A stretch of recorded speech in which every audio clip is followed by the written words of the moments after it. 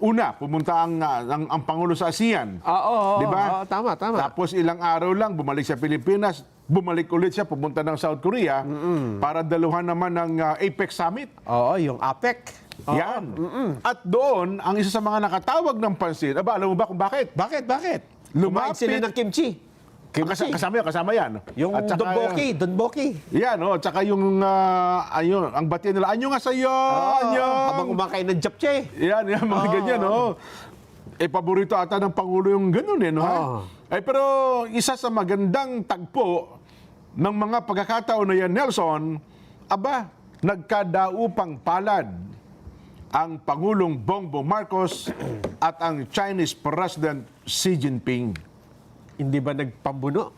Hindi. Alam mo naman, sabi ko nga sa iyo, pwede ba natin ipakita direct? Ang ganda ng ngiti ng dalawa.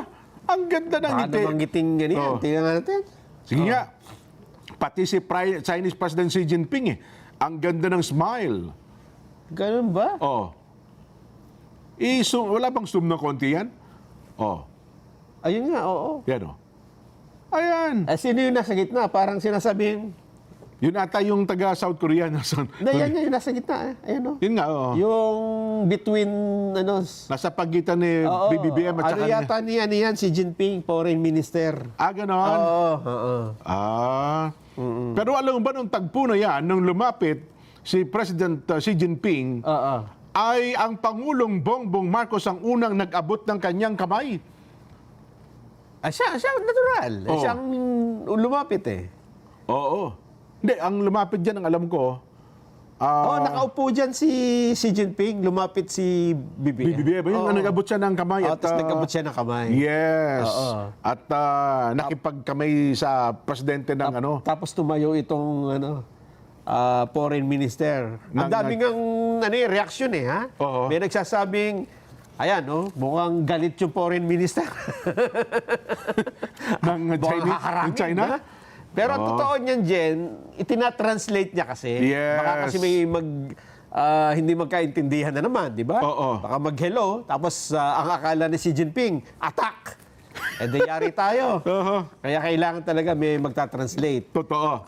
May video to Hindi ba natin makuha yung video? Oo nga, Oo. Sa'yo Tsaka para. may paliwanag din dito ang Pangulo Oho. pagkatapos niyang makipagkamay. Kasi ang sabi niya dito ay mahirap lapitan si Xi Jinping. Ang dami daw bodyguard. Yun na nga. Oo. Pero di ba, alam mo naman, ang medyo, nung bago pangyayaring ito, medyo may mga parunggitan na magkabilang panig, di Hindi ba? lang, Jen. Yung sa ASEAN mismo. Ganun May ba? mga talumpati doon ng Pangulo na medyo mapigat laban sa China. Oo. Ayun. Pero dito, sabi ko nga sa'yo, iba talaga kapag dalawang leader nag-uusap Baka naman kasi kako, pinalalala ng mga nakatingin Pero kapag nag-usap naman yung dalawang leader, maayos naman ang usapan Ito nga yung paliwanag ng Diba? Pangulo dyan ha?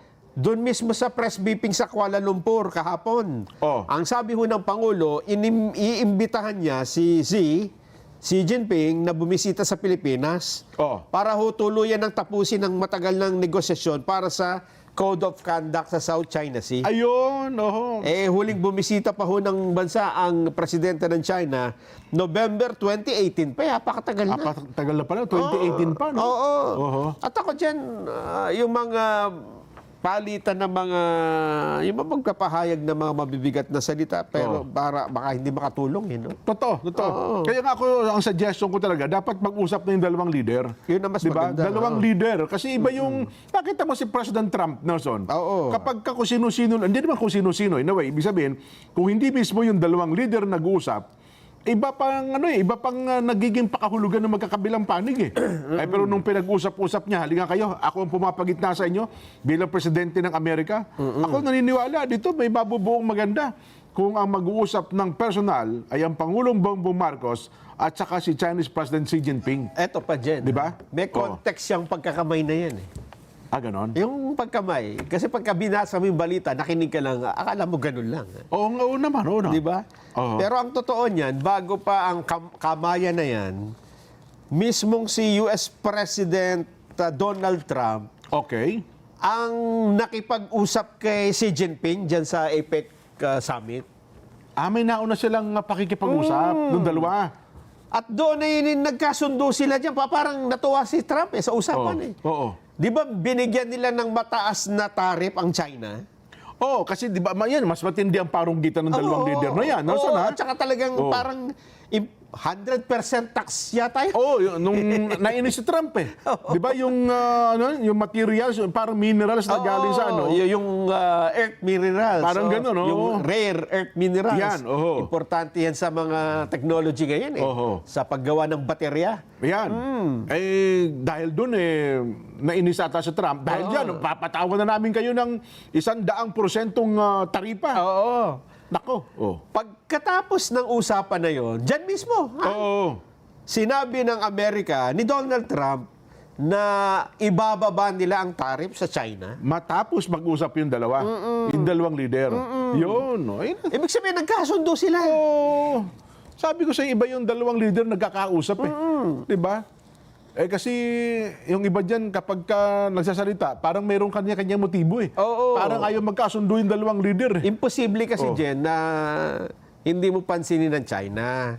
Hindi po pwedeng sabihin mo, anti-China ka. Nako, hindi pwede. Mayroong kasabihan matatanda yan. Hindi pwede. Sabi ng matatanda, para ka nagtampo yan sa bigas. Yes. Di ba? At tinan mo, Amerika, di ba? Yes. Yung South Korea, yung mismo mga nakapaligid na mga bansa sa atin, walang sino man magsasabing anti-China sila. Oo. At hindi na po pwede na sabihin mo na, hindi ka anti-China, pro-China ka na. Hindi rin naman. Kaya mawalang galang na lang doon sa mga nagsasabing maraming pinag-aralan tungkol sa foreign relations, di ba? At yung iba ang daming naabot na pinag-aralan. Pero pagdating sa Pilipinas, ang gusto nilang relasyon natin sa China ay dalawa lang. It's either anti-China ka o ikaw ay pro-China. Alam mo, noong eleksyon, Nelson, ginamit yung salitang pro-China. Na para bagang kapag ka ikaw ay pro-China, galit sa'yo ang Pilipino. Yes. Di ba? Marami yan, gumamit sa politika ang problema, nung yung mga taong tinaguriang anti-China, na ayaw naman nilang aminin sila anti-China, Natalo. napagtatalo sa eleksyon. Napagtatalo. Paano mo ba naman sasabing anti-China ka? No? Lantaran anti-China ka. Kaya ang malalaking negosyante sa Pilipinas puro Chinese national. Lahat Di lang. ba? Lahat. Lahat na. Lahat. Oo. Sabihin mo na ang anong malalaking kumpanya dito sa Pilipinas. Di ba? Kaya hindi pa pwedeng black and white yan Yung diplomacy, Yes. foreign relations natin, ay unang-una, hindi naman tayo nakikipaggera. No? Tsaka hindi naman natin kaya. Hindi natin kaya. Yun pa. Ayun nga malalaking bansa di ba? Yes. Ang strategy nila ay hindi pwedeng kaaway. Di ba? Hindi mo pwedeng kaawayin ng lahat. Mas maganda nga kaibiganin mo. Ang Pangulong Bongbong ang sa kanyang talumpati, 2 beses ko na narinig, friends to all, enemy to none. Yun. Di ba? Dapat yun ang sundan ng mga nagsasalita na kung ano-ano. Di ba? Kasi yan ang makakabuti sa bansa natin. Pero balikan natin, ano yung konteksto doon sa sinasabi mo na yung pagkakamaya ng dalawa? Nung nagkamaya na sila, nagkasundo na, di kumamay na rin ng Pangulo Ayun. natin. Di ba? Ang ibig natin sabihin nito ay siyempre, maaari kasing mabigyan ng hindi magandang kahulugan yung mga talumpati ng Pangulo sa ASEAN, sa Malaysia. Kasi binanggit niya doon yung issue ng West Philippine Sea. Okay. So kung hindi siya lalapit kay President Xi Jinping, magiging isolated tayo dyan. Totoo. Hindi ba? Kasi yung presidente ng Amerika, nakipagkamay kay Xi Jinping. Nagkasundo sila. At naging maganda yung pagkakasundo. Tayo, hindi pa pwedeng maiwan ang image ng Pilipinas na inuupakan natin ng China. Totoo. So, dapat lang talagang gawin ng Pangulo yung pagkakamay na yun. Lalo pa nga, Nelson, kung hindi ako nagkakamali, next year ay China Ang host. ang host ng APEC Summit. Yes. At sa atin naman, ang host 2026, Na ASEAN. Yes. ASEAN naman tayo. So, ang gagawin nila, pupunta sila rito, di ba? Yan, oo. Pagkatapos nila pumunta rito, pupunta naman Pupunta sila ng naman China. tayo sa China. Oo. Di ba? So, pagka nandito yung mga guest natin, hindi natin pwedeng ipangalandakan dito na ginugulo tayo ng China. Hindi, Kasi after malabo. pupunta sila ng China eh. Tsaka hindi At natin- makikipagkamay na naman sila kay Xi Jinping, di ba? Ako, itong gesture na ito, yung pangyayari ito, maraming, alam mo, well, speculation, pero sana, ano bang tag sa positibong spekulasyon? Hindi naman, kasi pag spekulasyon, parang minsan negatibo ang dating eh. Aha. Di ba? Sana yung good side, na ang dalawang leader, kung magkakausap ukol sa mga bagay na yan, Nelson, ay may mabubuong maganda. Ang ibig lang sabihin nito, Jen, ang problema ng dalawang bansa ay hindi pwedeng talakan dyan. Totoo. Oo. yung statement ka rito, statement ka doon, Oo, di ba? oo.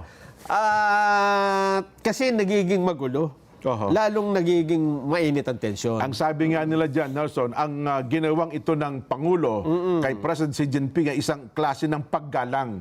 Hindi po, wala pong, tag doon, hindi po ito isinusuko.